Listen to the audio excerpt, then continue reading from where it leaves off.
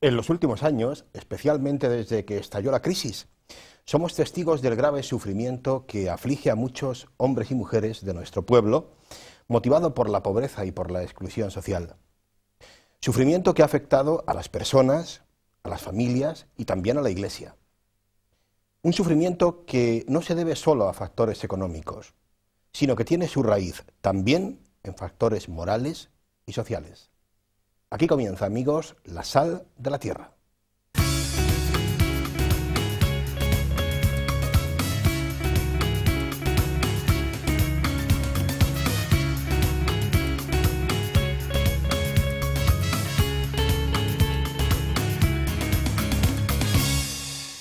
Estas palabras, amigos, las encuentran en un documento que ya aprovecho para invitar a que lo lean, si no lo han hecho aún, que es una instrucción pastoral de la Conferencia Episcopal Española, Iglesia Servidora de los Pobres. Es una instrucción fruto de la asamblea plenaria que terminaba ya por abril del pasado 2015.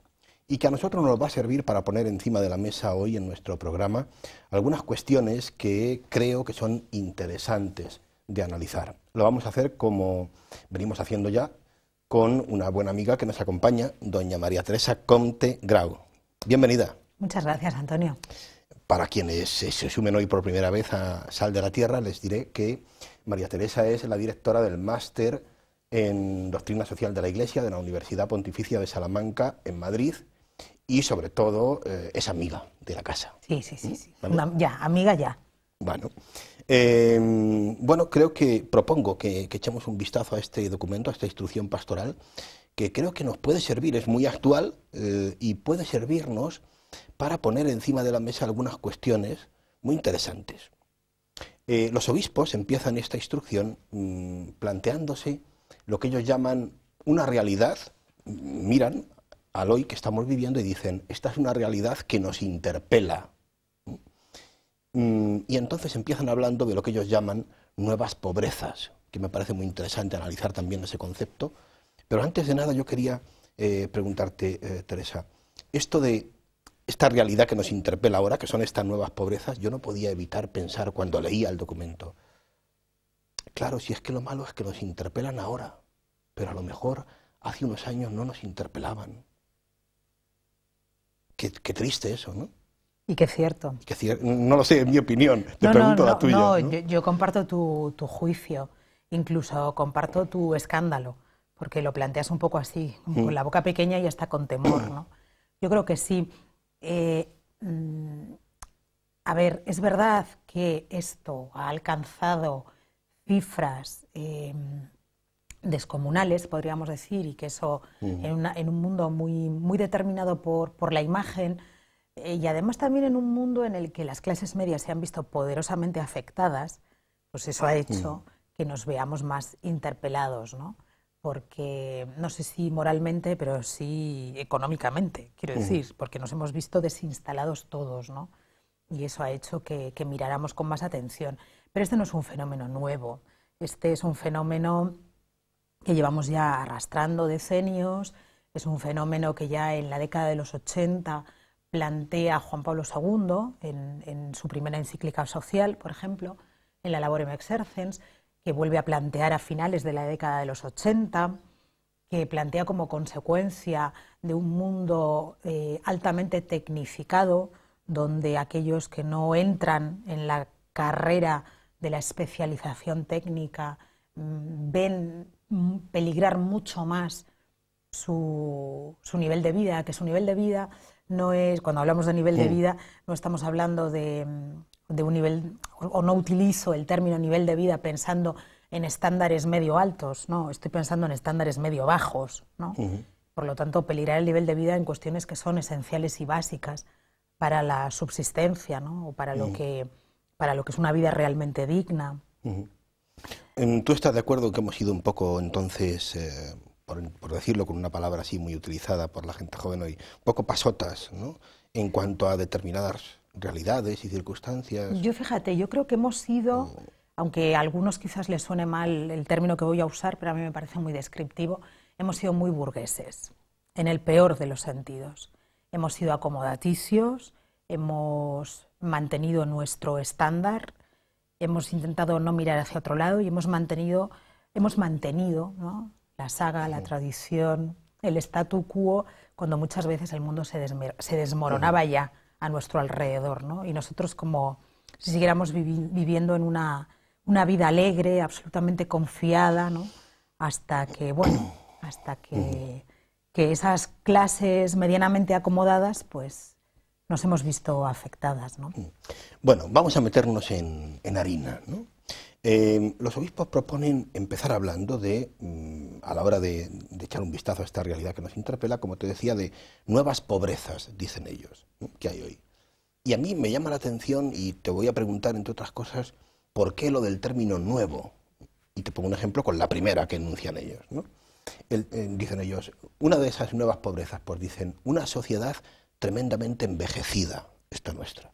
Y entonces hacen una alusión a la baja tasa de natalidad que tenemos ahora mismo. Tengo aquí datos, por ejemplo, los últimos oficiales del 2014, la tasa de natalidad, que estamos hablando de nacimientos por cada 1000, número de nacimientos por cada 1000 habitantes, en 9,14. Si hablamos, que a lo mejor a los espectadores les resultará más ilustrativo, si utilizamos el indicador de fecundidad, pues está ahora mismo en 1,32 número de hijos de media por mujer. Y a mí me llama la atención, por ejemplo, que a esto lo llamemos nueva pobreza. ¿Por qué? Pues porque cuando yo estudiaba, y no me considero, no sé, no me quiero considerar ni un adolescente ni un súper joven, pero tampoco una persona mayor, pero cuando yo estudiaba, recuerdo perfectamente que ya, y estoy hablándote pues de los años 90, ¿vale? En los años 90 ya se decía que teníamos un problema muy serio con la natalidad en nuestro país. Ya tenía España índices de natalidad horrorosos, malísimos, ¿no? Bueno, este no es un drama absolutamente, este no es un drama nuevo. No. Ni en España ni en Europa, probablemente. No, claro, lo que pasa es que hemos empezado a reaccionar cuando hemos visto las consecuencias. Y no es un problema exclusivamente español, ¿no? Es un problema europeo, de un mundo que durante decenios ha funcionado con una mentalidad, vuelvo, tremendamente burguesa. Los pobres tienen muchos hijos, el sur tiene índices de natalidad altísimos porque las tasas altas de natalidad son signo de subdesarrollo. El mundo rico tiene tasas de natalidad bajas porque es signo de desarrollo.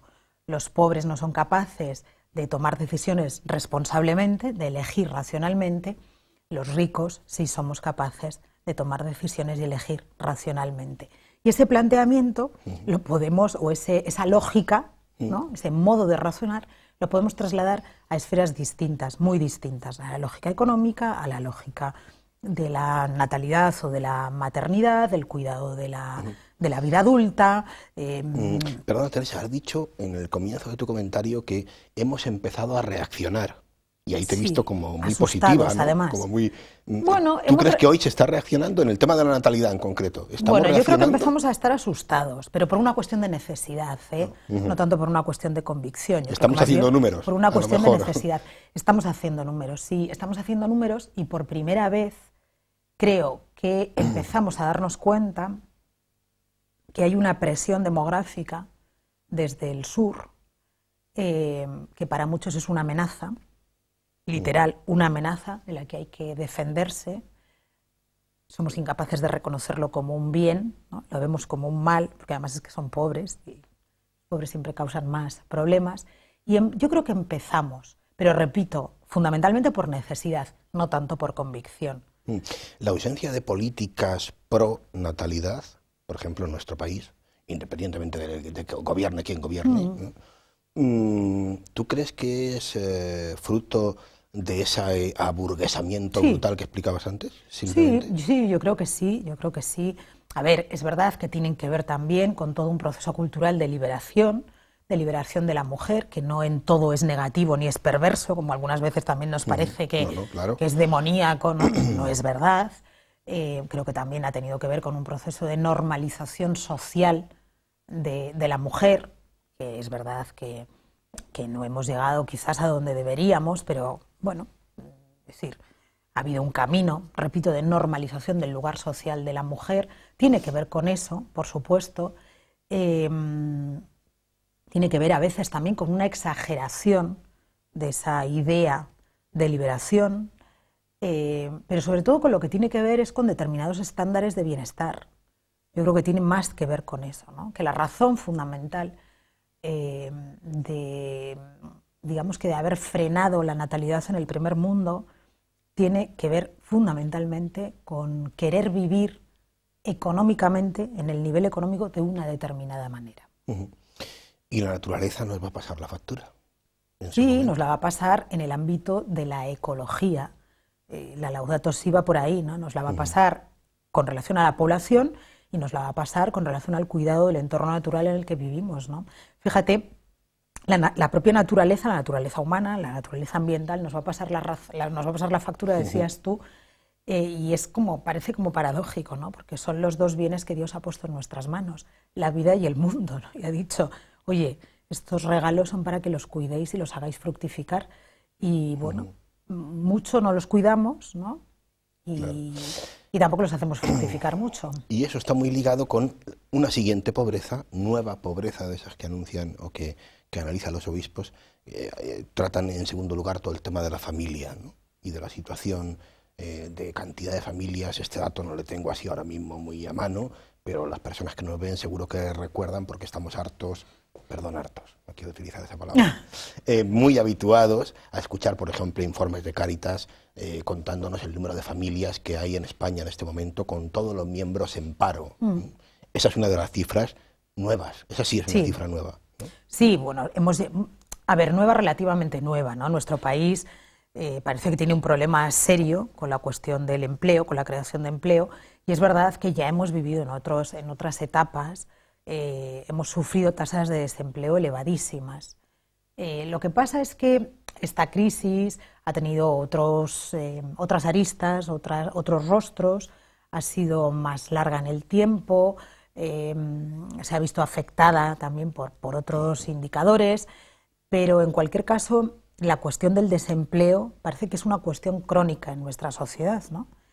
Y a veces nos olvidamos que en una sociedad industrializada como la nuestra, o postindustrial, me da igual ya cuántas revoluciones industriales llevemos a cuestas, el trabajo sigue siendo el modo fundamental de subsistencia.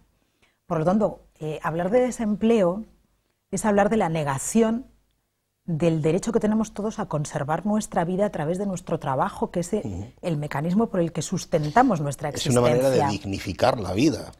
Bueno, es que al derecho a la vida se corresponde el deber de conservarla. Y en nuestro mundo la vida se conserva, entre otras muchas cosas, trabajando. Pero parece que eso no lo tenemos claro, ¿no? El desempleo es una cuestión funcional, es una disfunción económica, pero muchas veces ni siquiera dentro de la propia Iglesia somos conscientes de que en nuestra sociedad se vive si se trabaja. Y si no se trabaja, no se vive.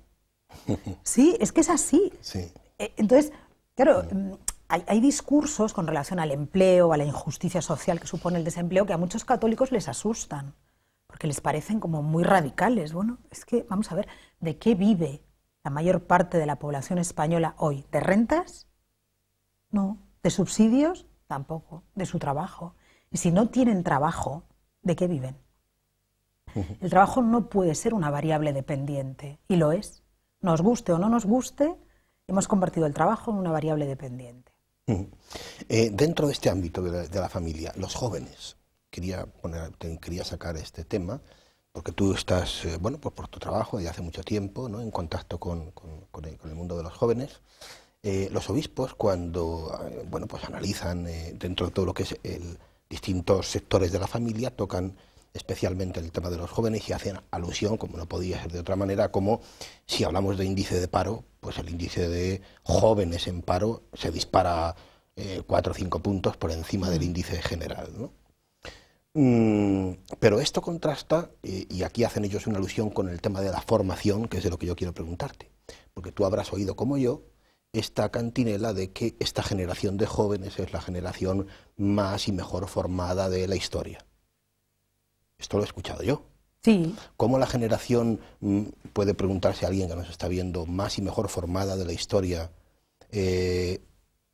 es una de las generaciones con más situación de paro. Bueno, es verdad que hay razones estructurales que lo explican, ¿no? Bueno, crecen los índices de desempleo y crecen las tasas de desempleo en edades muy tempranas, ¿no? Cuando una parte importante de la población debería haber encontrado su primer trabajo, pues no lo encuentra. Hay razones que tienen que ver con la situación económica, con la estructura económica, y hay también razones que tienen que ver con los niveles de formación. Claro, cuando decimos eso de la generación más y mejor preparada, yo siempre digo que de autocomplacencia también se muere uno, se puede morir uno, ¿no? Perdona, a mí cuando lo he oído no te he dicho lo que opino. Siempre me ha parecido pero lo hemos intuido. No, me ha parecido como grandilocuente esa afirmación, sí, que la he escuchado en muchas ocasiones, ¿no? Sí, sobre todo porque ¿a qué sectores sociales de la juventud miramos? Es que como siempre nos olvidamos de que nuestro sistema educativo está expulsando a muchos jóvenes y no expulsa precisamente a los jóvenes que han nacido en ambientes más favorecidos. De ahí contemplemos las cifras de fracaso escolar, desagreguemos esas cifras de fracaso escolar, fijémonos a qué jóvenes está expulsando el sistema de un ámbito formal y normal de educación, por lo tanto, a qué jóvenes les estamos negando la preparación. Todo eso también es muy importante. Es que a veces, no sé por qué, tenemos la tendencia a mirar siempre los vértices de las pirámides, ¿no? Y en los vértices de las pirámides suelen estar las minorías, las élites. Igual hay que empezar a mirar un poco más para abajo, ¿no? Hay que mirar al pueblo, que es el que sostiene la realidad. Y bueno, hay amplios sectores sociales de jóvenes. Sigo. Me quedan un par de cosillas que no quiero dejar de... Vamos a ver si nos da tiempo. Tercera, la despoblación y el envejecimiento en el mundo rural. Esto de que sin darnos cuenta en muchos casos, a me dirás tú, a lo mejor sí dándonos cuenta y adrede, quizá, esto de convertir el mundo rural en una especie de paisaje que ir a visitar. Sí. Y ahí tienes pues cómo ha ido proliferando durante todos estos años lo que llamamos ahora el turismo rural. Pero hay quien se empieza a dar cuenta de que para que haya turismo rural, en ese ámbito rural tiene que haber alguien viviendo. Sí, no sé, al final vamos a convertir las zonas rurales en parques temáticos. Claro. Sí, porque además necesitamos... Por ejemplo, la propia política agraria común europea es un intento de mantener ese paisaje rural, ¿no? Cuando a veces nosotros mismos decimos, pero ¿cómo se puede subvencionar una barbaridad como esta? Bueno, porque hay una consecuencia o un beneficio añadido. Y es que tenemos que evitar a toda costa la desertización, tenemos que evitar a toda costa el abandono definitivo del mundo rural. Pero esto es una tendencia desde los años 60 del siglo pasado, que se ha ido acuciando o agudizando, porque la industrialización es un proceso que va creciendo casi exponencialmente, ¿no? Y aparentemente irreversible, porque nos hemos olvidado del sector primario, sin lugar a dudas, y por lo tanto nos hemos olvidado del mundo rural, nos hemos olvidado de ese mundo. Y hemos sido ricos para subvencionarlo, de manera un tanto artificiosa. Hoy estamos viendo también las consecuencias de todo eso en países no industrializados, que también están optando por los sectores terciarios, abandonando los sectores primarios y condenando a sus poblaciones a la más absoluta pobreza. Y pienso en todo el continente, desde México hasta la Patagonia, ¿no? Bueno, esto tiene consecuencias, tú lo decías antes, nos estamos cargando el mundo. No hace falta ser catastrofistas para tomar conciencia de la realidad. Parecerlo, no, es que no lo eres. Por eso digo, no hace falta ser catastrofista, hace falta tener sentido común y dejarse interpelar por la realidad, como decías tú antes, ¿no? Claro. O sea, si el mundo rural lo convertimos en un museo, llegará un momento en que ese museo, ni ese museo se podrá mantener, porque si no hay nadie allí viviendo, ¿no? Y, bueno, pues es un parque temático. Eso, sí. Una especie de parque temático. Bueno. Y por último, un tema de tremenda actualidad, complejísimo y duro también, el de la emigración, que dicen los obispos, que está, ojo, reconfigurando Europa. Nosotros podríamos decir hoy, y más que la va a reconfigurar, porque esto no ha hecho, a mi juicio, nada más que empezar, ¿no? pero ellos tocan este tema, el drama de la inmigración, como un fenómeno, esta es expresión literal del documento, que está reconfigurando Europa, y ahora digo yo, y a lo mejor hay mucha gente a la que se resiste a esta reconfiguración, que no le gusta, que no la acepta, pero que viene sí o sí, lo quieras o no lo quieras. Sí, sí, sí, hay mucha gente que no le gusta y que no la quiere, pero este es un fenómeno irreversible también. Por lo tanto, es un fenómeno que hay que gobernar. Mira, yo creo que buena parte también de la reacción popular tiene que ver con la falta o con la ausencia de políticas públicas sobre emigración. Es decir, nuestros gobiernos, los gobiernos europeos, no están gobernando el fenómeno de la emigración. Y lo que la ciudadanía percibe es el desgobierno y, por lo tanto, anarquía. Y donde la ciudadanía percibe anarquía, lo que siente en un primer momento es amenaza, ¿no? Entonces, por ahí hay una explicación. Luego hay algo que para los católicos es tremendamente grave, que es afirmar que todos somos hijos de Dios, pero en la práctica unos más que otros, ¿no? O que todos somos hijos de Dios, pero tú quédate en tu casa y yo claro, la mía, ¿no? ¿no? Sí, pero bueno, a veces puede... A ver, también es verdad, y introduces otro elemento del problema, por ejemplo, en el tema que estamos viendo de los refugiados, que no es exactamente lo mismo, pero bueno, que no conviene tampoco convertir a los refugiados en ciudadanos de primera y a los emigrantes en ciudadanos de segunda, ¿no? Depende de la frontera por la que entran. Porque, bueno, todos son ciudadanos del mundo e hijos de Dios. No, pero quedes en su casa a veces, es verdad, es que otro de los temas de la emigración también es que les estamos expulsando de sus casas. Una economía voraz que necesita recursos naturales y que no los posee en su casa, va a buscarlos a otros mundos. Y cuando va a buscarlos, expolia. No siempre los explota, exactamente, no siempre los explota debidamente, ¿no? Entonces, pues está forzando también la emigración, porque esto es una cadena, ¿no? Esto es una cadena que Pablo VI ya denunciaba en los años 60, lo decía en La Populorum Progressio de manera muy clara. Cuando nosotros miramos el problema del tercer mundo, decía él, además con una frase que todo el mundo la entiende, al final debemos acabar tomando conciencia de que estamos destruyendo con una mano lo que estamos construyendo con la otra, ¿no?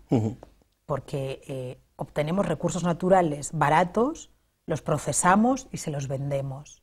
Y no les dejamos además entrar en nuestros mercados, ¿no? Es decir, existe un desorden económico mundial y esto no es ser ni de derechas ni de izquierdas. Esto es la realidad tal como es. Y a mí me da miedo que, ligado a esto, Teresa, lo que exista dentro de no mucho sea un problema en nuestra sociedad llamado xenofobia, un problema fuerte, importante, que yo, por ejemplo, situaría en otros tiempos y en otras sociedades muy lejanas a mí, por ejemplo, porque yo no he visto así a mi alrededor, ¿no? Gracias a Dios, ¿no? La xenofobia como un problema social, pero creo que podemos empezar a tener este problema.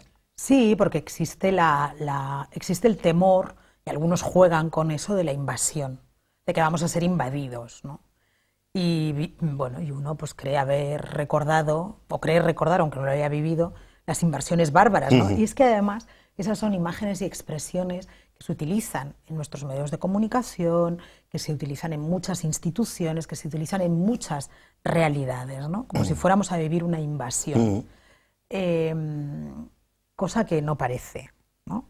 Lo que estamos viviendo son otras cosas. Estamos viviendo auténticos dramas, estamos viviendo una situación, auténticas tragedias humanas, muerte, explotación, expolio. Eso es lo que estamos viviendo, ¿no? No una invasión, porque luego nuestros gobiernos son lo suficientemente hábiles e inteligentes para regular las entradas y las salidas y para convertir esto a veces en obras de caridad cuando no son más que negocios, ¿no? Es decir, no pensemos que todos los refugiados que han entrado en Europa han entrado porque haya habido algún gobierno que sea muy benevolente. Han entrado fundamentalmente porque Europa necesita mano de obra y cuanto más barata mejor. Y resulta que hoy estamos recibiendo mano de obra altamente cualificada, muy barata, porque quien escapa del infierno está dispuesto a aceptar lo que sea con tal de salir del infierno. ¿O no? Sí, sí, eso lo haríamos cierto. todos, ¿no? No parece que haya nadie naturalmente predispuesto a hacer eso, ¿no? Y Claro. otros no, que somos más puros y más perfectos. Y esa es la realidad en la que estamos viviendo hoy. Bueno, Teresa, se nos agotó el tiempo por hoy. Pues nada, nos volveremos a ver, ¿no? Nos volveremos a ver la semana que viene. Muchas Ya lo gracias. saben, a ustedes amigos también. Les recuerdo que volverán a tener una cita aquí en Canal Diocesano, si lo desean, en Sal de la Tierra, la semana que viene a esta misma hora. Les espero.